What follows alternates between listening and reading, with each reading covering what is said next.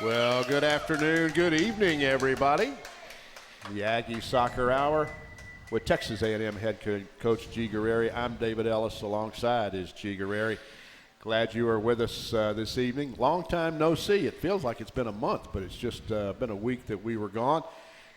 And we're glad you came on out here this evening.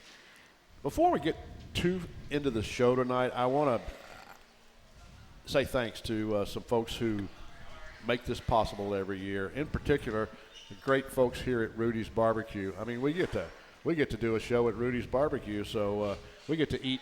We have at least one good meal every week, you know, because we come to Rudy's Barbecue, G. And we are so grateful. I don't know how many years we've been coming here. What, almost 10 now, maybe? I think so. I mean, it's fantastic. And we're so grateful for them. Also want to say thanks to Kevin Minshew, who sets up every week over here. Mike Garcia, wherever he ran off to, he sets up the equipment here every week. Of course, Dusty Dusterhoff, Engineers Supreme, and Austin Abear, who has been running the console back at the station, just does a fantastic job. So we're grateful for all those people, in addition to Louis Bellina, who is at Bryan Broadcasting, who has been such a great supporter of Texas A&M soccer throughout the year. So we're so grateful for all those people. This still is one of the, and I think the only women's college soccer radio coaches show in the country. Well, I know it's the original, and probably the longest serving. I know that a few other programs have kind of followed our lead and have done 30-minute shots here and there around the country, and it's kind of neat for us now. We are starting the NCAA tournament this week, and we kind of keep running through, and we get a chance to kind of preview the NCAA tournament this week.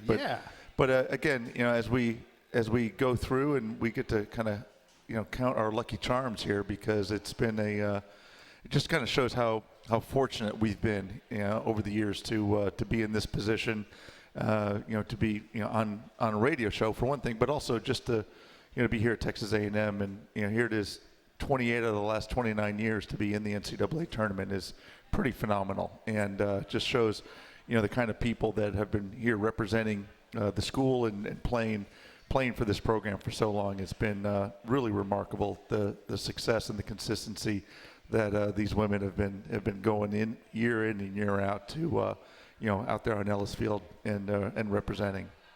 Well, since we were last here,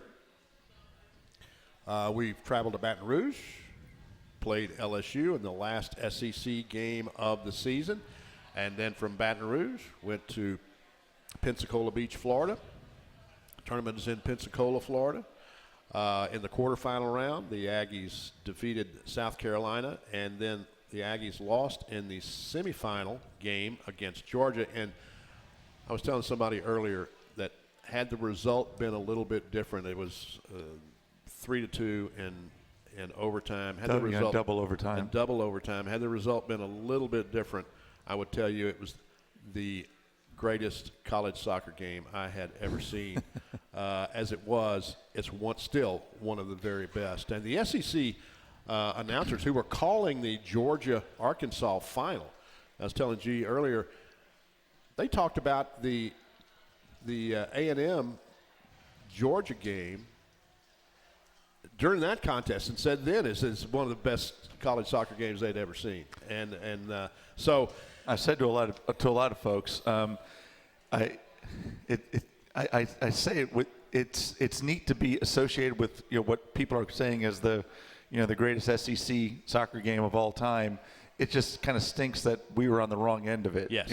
And the game lasted 27 seconds too long. Yes. That, a back and forth affair, a game that we outshot the other team 28-16 and came up on the wrong end 3-2. But it did have everything. I mean, it had goals, it had great saves, it had drama, it had interesting calls, it had VAR, it had the referee. I don't know if you heard during the broadcast of the championship, the referee did more mileage during that game than he's ever done in any professional or college game that he's ever done. And he's a pretty active guy doing most of the games anyway. Said he ran about 9 miles, I think. A little over 10 miles, I think he's what he said. We had a couple of our players who did more than 10 miles on the run in the particular game too. So just record performances by a lot of people. Great performances all the way around. I mean, hats off to Georgia, who, outlasted us in that one, then turned around and beat the Pigs in the final, 1-0 to take our trophy to Athens and win their first ever SEC championship. So hats off to the Bulldogs to get it done, and really quite an accomplishment for them. Now, to show you how much I know about women's college soccer, riding back from the stadium to the hotel after we had lost to Georgia, and I was telling Coach G that there is no way on the face of this earth that Georgia is going to beat Arkansas, because Georgia played their quarterfinal game a player down for 88 of the 90 minutes, and then had to go 110 minutes against us. And Arkansas, of course, likes to play the ball over the top, and they're going to suck Georgia into trying to run with them. And then about in the 70-minute mark, Georgia's going to have nothing left, and Arkansas is just going to kill them. It shows you what I know. And, the fact that Georgia could do what they did, I thought was testament to their grittiness, really, in a lot of ways. Well, they scored early, scored in the 7th minute, which is the formula for beating Arkansas, is score early, and don't go down early. You go down early, then all of a sudden the tidal wave kind of comes at you. But they scored early, officially an own goal by Arkansas, which made it even sweeter. It put Arkansas under pressure instead of Arkansas being able to put them under pressure. But it was a goal where Georgia got around the corner, served it in, and the Arkansas player knocked in her own goal before the Georgia player played it in. Right. So it really wasn't a big screw up by the Arkansas player. It was more a good goal by Georgia, and it came down to the end, a free kick for Arkansas. Clock stopped, 27 seconds left, and. I was like, "Here we go! No, look at not this! Gonna happen, They're gonna tie it with 27 seconds, just like they were able to win it against us, and it hit the post. They take a shot. Arkansas takes a shot, hits the post, right. Goes out. I was like, okay, well there you go. It's Georgia's tournament. That's exactly what the soccer gods have determined. So unlucky for Arkansas really to not get it, and really. Arkansas now has lost the championship game. They've gotten in the championship game 8 out of the last 9 years and have lost that sucker every single time. Yes. That's too bad. It is. Yep. Hate to see that happen. Mm-hmm. I do want to talk about something that I thought was – I hope you had a chance to see it. Texas A&M, South Carolina on the quarterfinal match. The quarterfinal match last Tuesday. Which was a huge game for us because it was a game that we really needed to kind of solidify that we were not only going to be in the tournament, but winning that game is really why we're playing at home this Friday. Yeah, that's true. That's very, very true. And I used the word grit a little bit earlier, and that applied to Texas A&M and both of their games at the SEC tournament. I thought the Aggies showed a tremendous amount of grit. But the goal that Sidney Becerra scored in that game that proved to be the game winner, scored in the 79th minute. And Sidney was on the dribble to her right. And the best explanation I've heard of this was from our sports information director, Thomas Dick. And he said – he was your color commentator on the radio broadcast, right? He was doing the color on the radio broadcast. And he said, it was like Top Gun, where the Russians – are chasing Mav in his airplane, and then they're about to get him, and then he pops the speed brakes, and they go right past him. And then that's exactly what Sidney did, in the sense that she stopped so quickly at the top of the 18, and the two people that were chasing her went right past her. And then that created an opening, and she hit the ball with the outside of her right foot and bent the ball around the keeper just inside the post. It was absolutely a brilliant goal. Kissed off the post, and yes, and it went. And it was at a speed that was almost like crawling across the post as it went in. Really, one of the goals of the year. And one of the goals of the year because it wasn't hit at, just breathtaking, 90-mile-an-hour pace. It was hit at like 38 miles an hour to go in. Really just yeah. And it's Sydney Becerra all the way because she is so cool, so calm, and just, boom. There you go. Yeah, and she doesn't get panicked, doesn't get in a hurry, plays as fast as she needs to play, but no faster. Mm-hmm. Because when you play faster, you tend to run the risk of losing control, and she doesn't do that. She maintains control and was just absolutely brilliant in that. And as a result of that, she, along with Carolyn Calzada, who was been brilliant all year long, has really risen to be one of I think is the best defender in the SEC. Yes, and she was recognized number one as making all SEC first team as a defender, but then also along with Sydney Becerra making the SEC all tournament team. So they were both just brilliant in that contest, and we should mention that Mia Pante was second team all SEC, and two of our freshman defenders, Addie Armenta along with Margot Matula, were named to the all freshman team in the SEC. So that all happened since we've been here the last time, so wanted to be sure and mention that. But I just thought that the other thing that I wanted to mention that said so much to me about this team, we had a PK, and refresh my memory, who took the first one? It was Sid, was it not? That on the first PK against Georgia in the semifinal. And so the Georgia keeper cheated. I'm getting there. Went to her left and stopped it, but the reason she was able to was she came off her line. She cheated. Yeah, did that.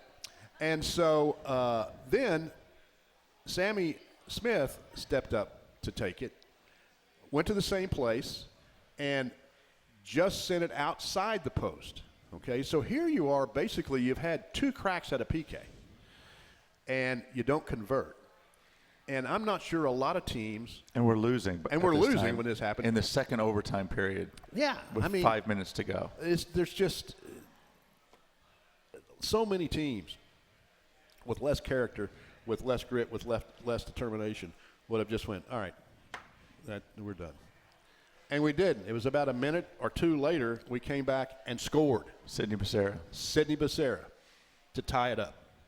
I mean, it says an awful lot about a team's character when something like that happens. And it just, I don't know why I was so surprised by it, but I shouldn't have been. I know these girls very well. But, well, it was an advanced shot, too, because she ricocheted a ball off of Jasmine Wilkinson's spleen to carom it off and into the far side of the goal. Yes. And if it wasn't for her being able to see her spleen and to spleen it into the far side, it wouldn't have gone. Like that. But that's the kind of shot it took to beat Jordan Brown on that particular night. I mean, the goalkeeper for Georgia had, of course, the way when goalkeepers play against us, she had a career night, a career record saves. I think she had 11 saves on the night. Yes. And she did.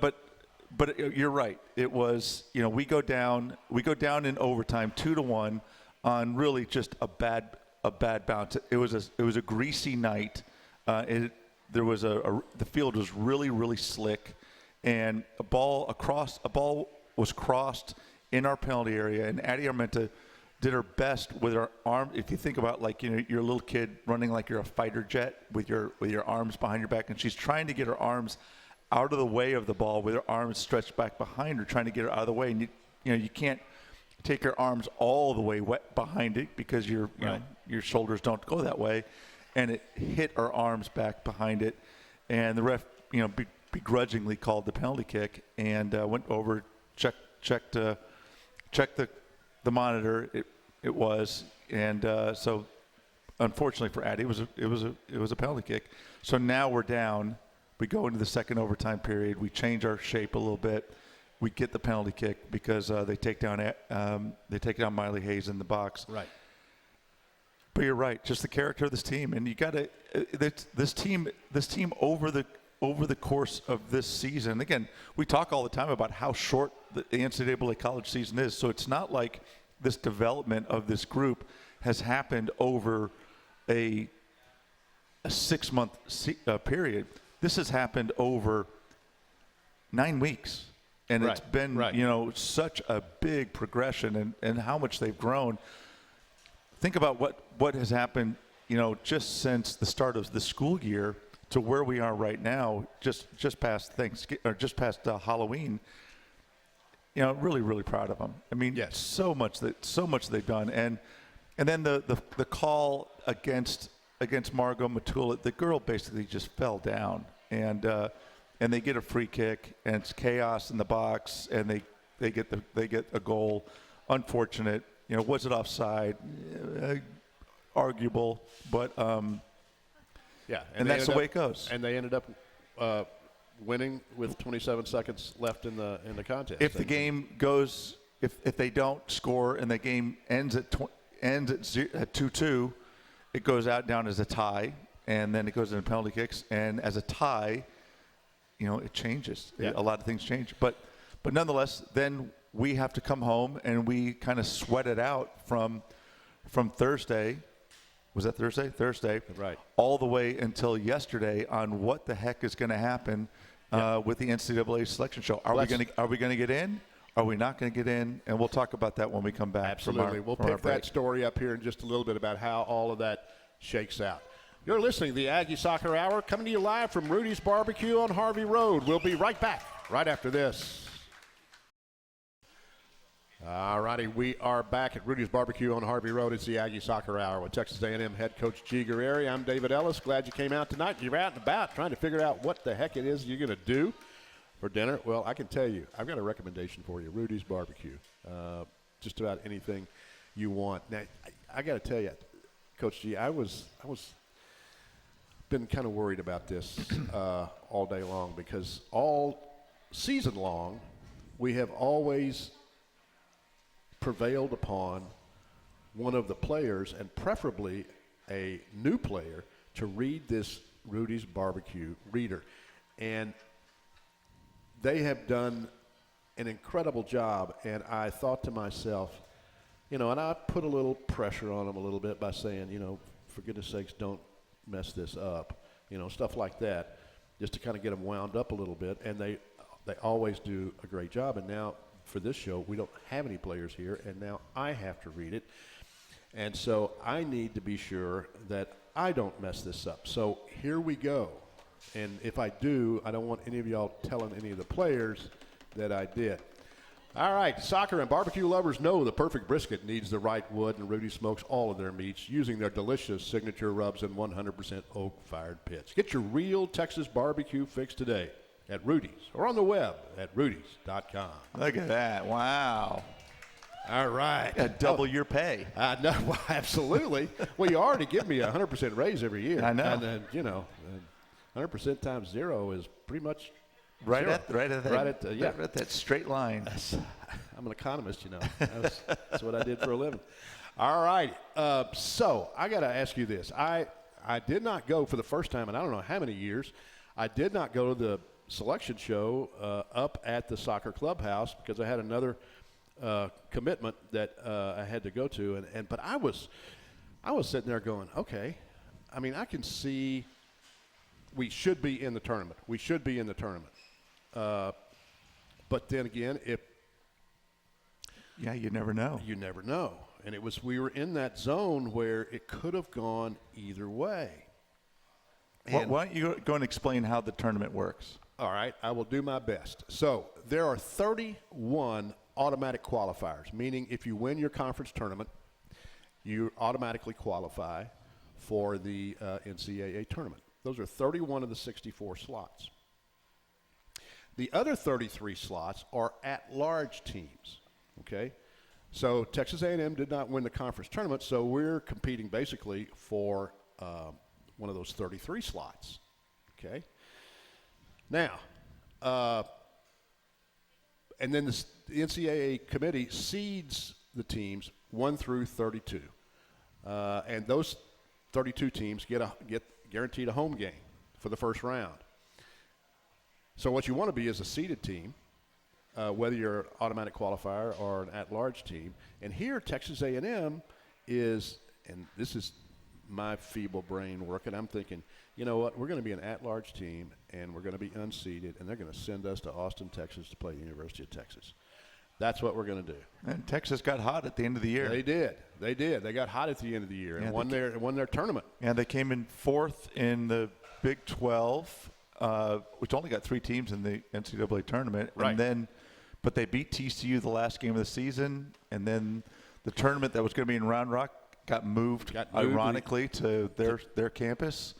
Color me shocked. And then they won the tournament. Yeah. So all of a sudden they're hot, and now they're a seeded automatic team. qualifier and a seeded team, and I'm sitting there going, and the NCAA likes to kind of minimize travel to the greatest extent possible in the first round game. So we were kind of a natural fit. You know, they don't have to pay us to fly us somewhere. We're going to get on a bus and go. I just knew it.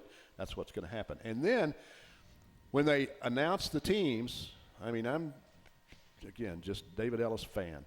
I'm sitting there going, oh, my gosh, okay. Are we going to get in? And then I'm going to sit here and wait for them to tell us we're going to Austin. The first 8 teams announced, Texas A&M is hosting in the first round, and we're playing Colorado. I'm sitting in the waiting room at the doctor's office, and I swear those people in there probably thought I was nuts because I've listened to it on my headphones, and I'm going, I cannot believe this. And I'm sure that there were some other words that came out of my mouth that my mama would not be too proud of, but nonetheless, I was. What was your reaction?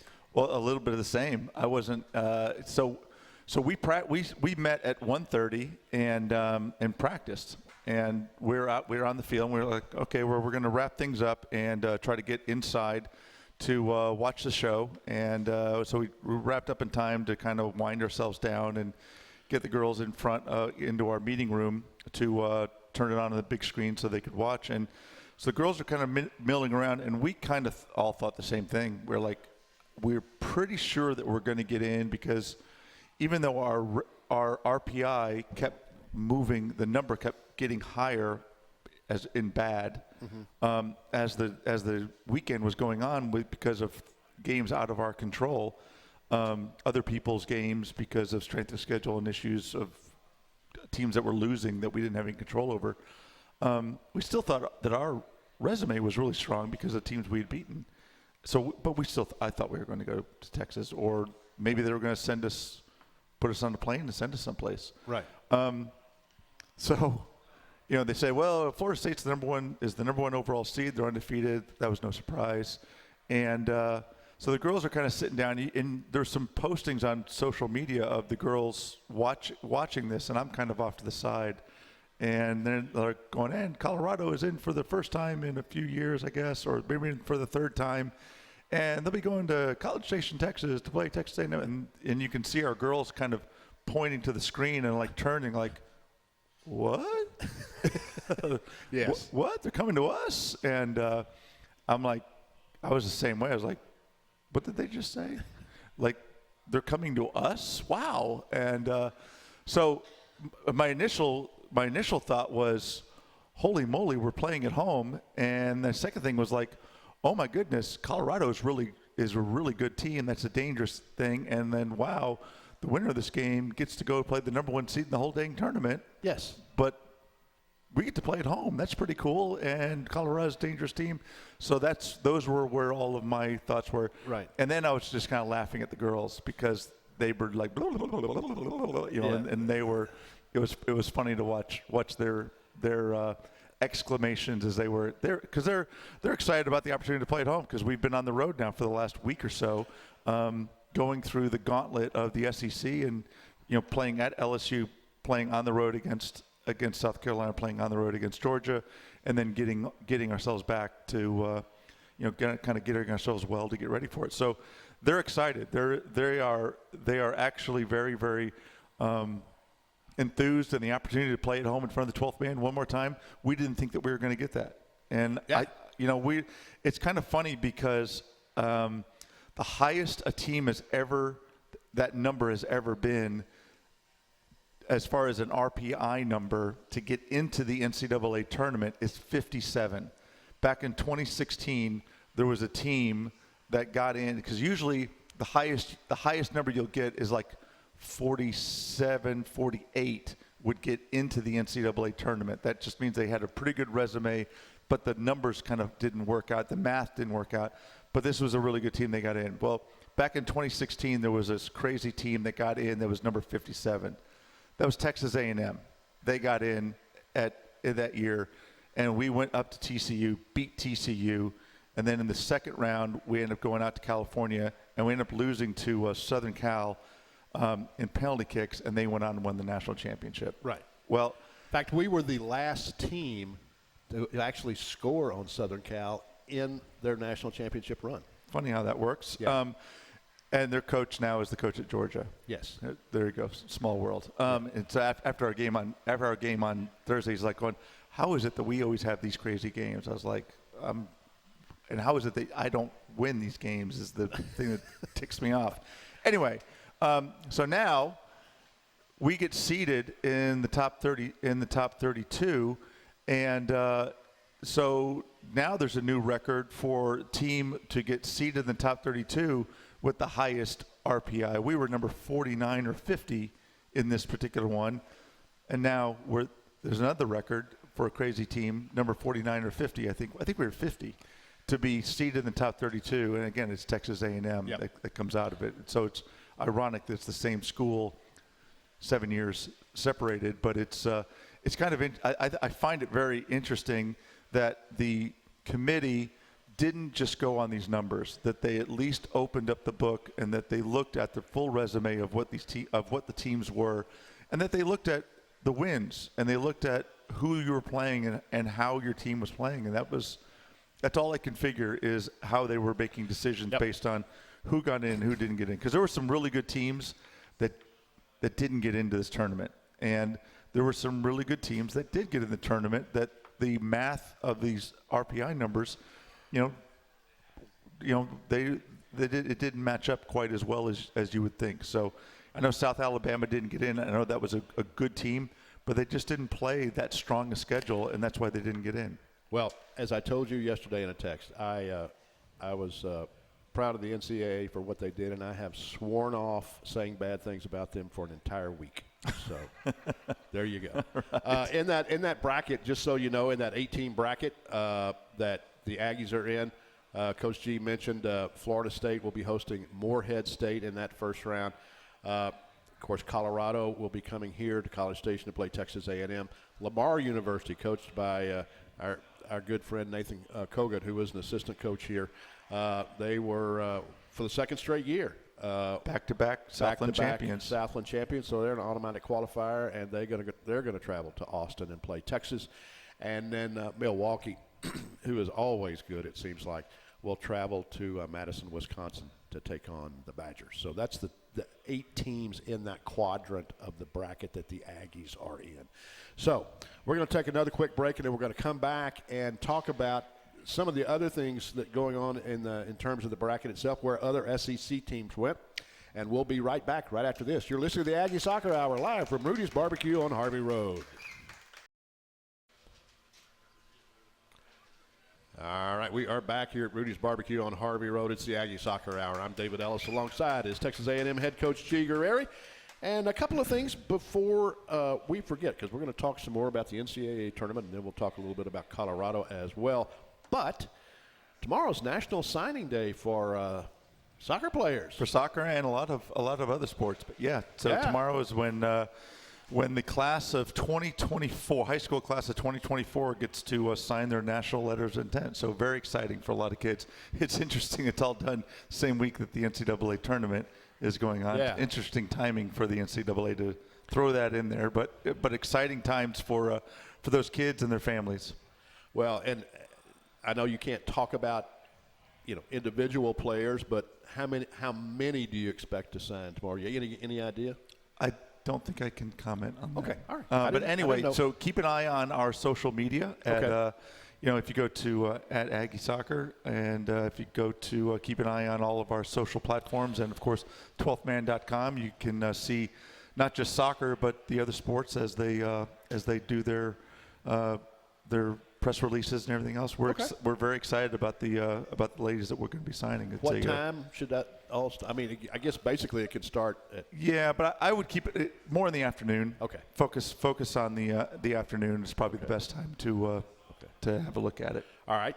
And then also coming up this week, SEC Inside television show is going to be on, and they had you mic'd up for one of the games at the SEC tournament, right? For the Georgia game, right? So they had myself and Kadani during the Georgia game, as well as James Armstrong and Colby Hale for the other semifinal game, and then Colby and Kadani for the final. So they had the coaches mic'd up for the two semifinals and the championship game, and basically it's the SEC network where it's an inside look into the SEC soccer tournament. And so that'll be on Thursday night at 7 o'clock Central Time on the SEC network. If you want to record that, I know that there's a women's basketball game going on here that night. So record that on your recording devices on the SEC network. So this coming Thursday, 7 o'clock,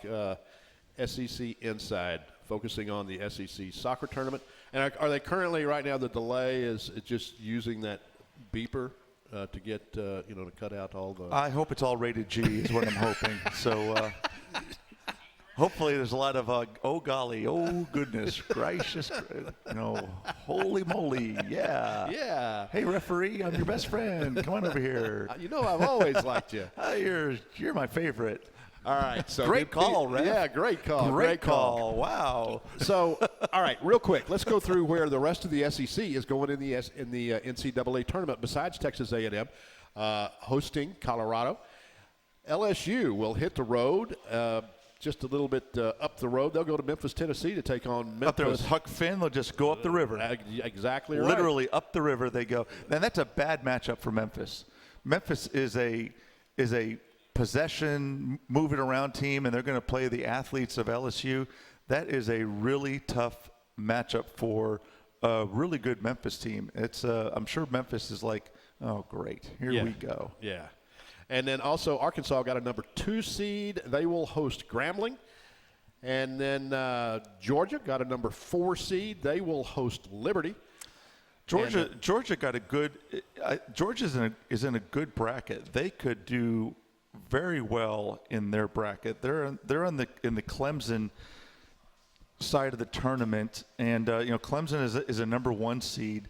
So Georgia, if they keep winning, doesn't have to go through Florida State, BYU, or UCLA. So Georgia is not a bad place. They're in a pretty good spot. Absolutely. Alabama also, of course, in the tournament as an at-large team. They will, and they're a 6 seed, by the way. They will host Western Carolina. Mm-hmm. And South Carolina is a 7 seed. They will host James Madison. James Madison is a good little team. They knocked off. They're the team that knocked off South Alabama and kind of knocked South Alabama out of the tournament.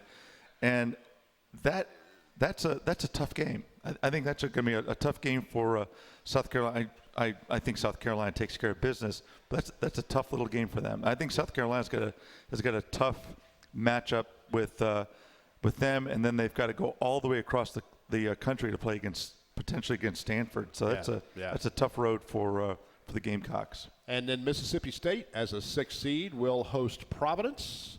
And talk about a culture clash right there, Starkville, Mississippi, and Providence. So Providence is going to come down to Stark Vegas to start with, And then if the Bulldogs can take care of business, which I think they can, then they're going to go up to Brown to play in the Ivy Leagues. Yes, and I think that they will have an impact on the Ivy Leagues. I believe they will. And then last but not least, Tennessee will take on Xavier. Xavier is a 4 seed. So I think they played last year, and I think Xavier beat them last year. Yeah. So that'll be interesting to see how that goes. Tennessee is always a team, still gives me the heebie-jeebies. And, of course, all right, I got a little trivia for you here before we go to our last break. So, Texas A&M. I love worthless information. Yeah, Let's go. And that's my strong suit. The Aggies are 17-2-2 all time against Colorado, the first-round opponent. Haven't played in a while. Have not played since 2010. Okay, and that was in the SEC tournament. No, that was in the Big 12. Excuse me, Big 12, prior conference, Big 12 conference, in the at the conference tournament at the Blossom Soccer Complex in San Antonio, Texas. And where are my notes now? Here they are. Here's a blast from the past. Okay. All right. We won that game. We advanced on penalty kicks. It was a 0-0 tie. Okay. Who was your goalkeeper in that? Who came in? 2010. Who came in? Is that Kelly Dyer? Kelly Dyer came off the bench to stop one of the PKs. Now, all right, here you go. This is where it's going to get deep. Kelly Dyer from Memphis, Tennessee. Yes, that's right. I'd forgotten about that. She's great penalty. She's a penalty specialist. Shot stopper extraordinaire on PKs. So you had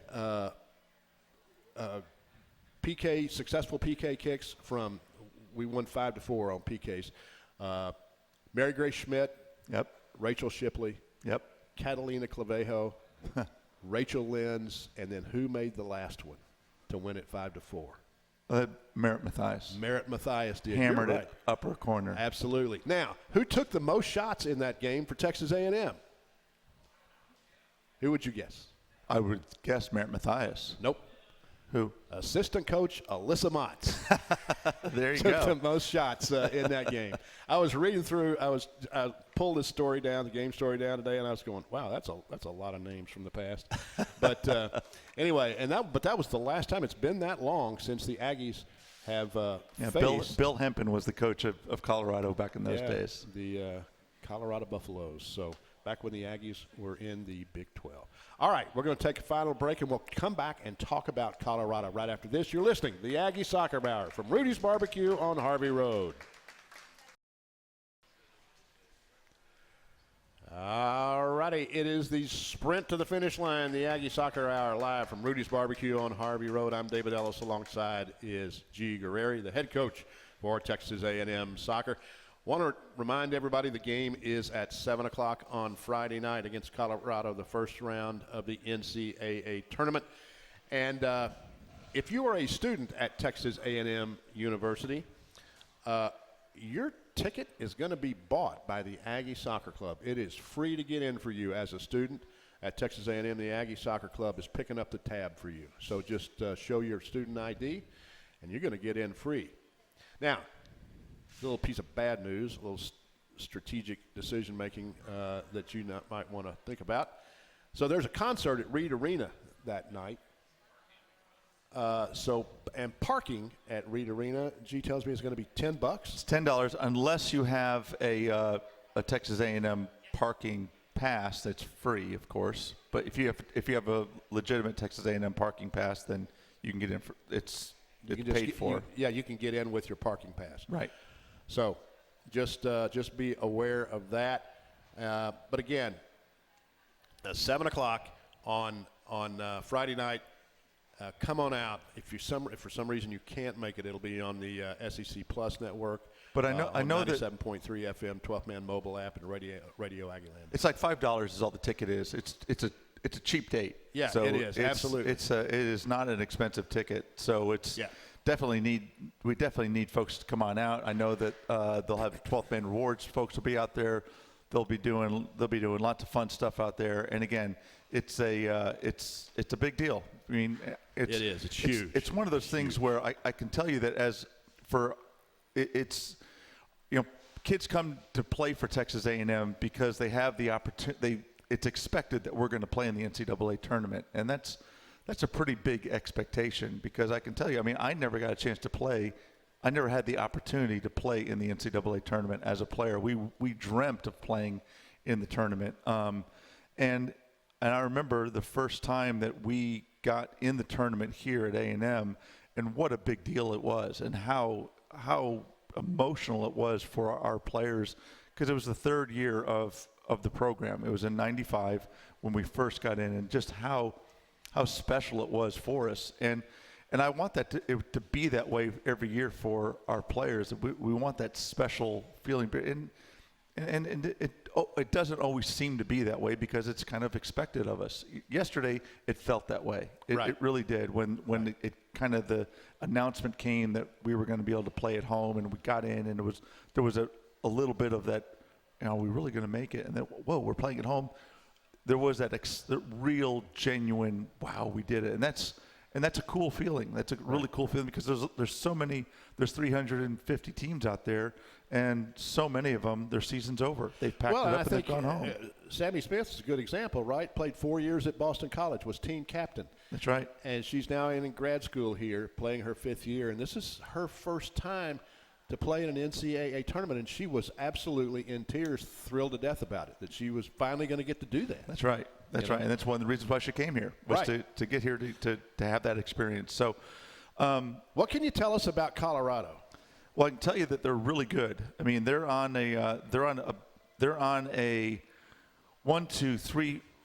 3-game winning streak and a tie before that at Washington. So they've been playing what you would kind of call postseason play for the last few weeks, because they've been in a situation, their backs are up against the wall, that they had to start winning or their season was going to be over. And that's the way they've been kind of looking at it, that, hey, we need to get out there, we need to, get ourselves into a position to get into the NCAA tournament. So, they started out with a draw against Washington, then they beat Arizona 2-0. They beat Arizona State 4-0, and then they went on the road and they played Utah. They were down 2-0 about 55 minutes into the game, and then they had this miraculous comeback and beat the Utes 3-2. I mean, with the last goal coming in the last minute of the game. So just a tremendous run that they're on right now, and they've got this momentum behind them. They've got a fantastic forward up front who has 15 goals. I mean, 15 goals in 20 games is just a spectacular season. So 15 goals, and then you count up the next 7 players on their stat sheet to come up with 15 goals. Right. So, I mean, Shira James is a special player playing for them up front. So that's number 20 for them. That's somebody that you got to know where she is all the time. She's great in the air. She's quick. She's got good separation speed. She's powerful. This is a legit big time player. Yeah, she's a senior out of La Mesa, California, and they have her listed at 5'8", and she plays bigger than that to me. I mean, she does, just watching a little bit of film that I've gotten to see so far. So she's, as Coach G says, she is a legit player. Goalkeeper's a good goalkeeper. Is a really good shot stopper. She freshman year was at Oklahoma State, right? And she's from Colorado. After a year in Stillwater, she transferred back to Colorado, back to her home state, and has been basically the kid in goal for them every game since. And is a really, like I said, is super quick, does a great job for them, and has helped to make them, a contender in what I guess is soon to not be the Pac-12. Yeah, so exactly. They're a team that is really dangerous on restarts, on corner kicks, in transition. They do great when the ball goes wide, and they organize the box very well because they keep numbers in the box, and they're hard to score against. Yeah. So they are, they would be a really good team in the SEC, is what they would be. Yeah, to tell you the truth. They're one of the Pac-12 teams, probably the only Pac-12 team that plays kind of like an SEC team. The only common opponent between Texas A&M and Colorado is Washington State. Of course, the Aggies lost to the Cougars 3-2 early in the season, second game I think, and Colorado lost to Washington State 1-0. 1-0 on October 19th. So, all righty, that's going to about do it for us. This is, I can't believe it's show 168 over the last however many years we've been doing this. I want to thank everyone who's come out this year. It's been great having everybody out here. It's been fantastic. It has been absolutely fantastic. And I have to say, for this one last time, this copyright broadcast is exclusive presentation of Learfield IMG College under broadcasting rights granted by Texas A&M University. Reuse of this presentation is prohibited without the express written consent of Texas A&M University and Learfield IMG College. Announcers are provided by Learfield IMG College and Texas A&M University. And I should also tell you that we will see you next August. As I used to be a Tennessee Ernie Ford fan, if anybody's old enough to remember him, and he used to say, Lord willing and the creek don't rise, I'll be there. And so that's we hope to be here next week. We'll see you next August. In the meantime, gig 'em and beat the hell out of Colorado.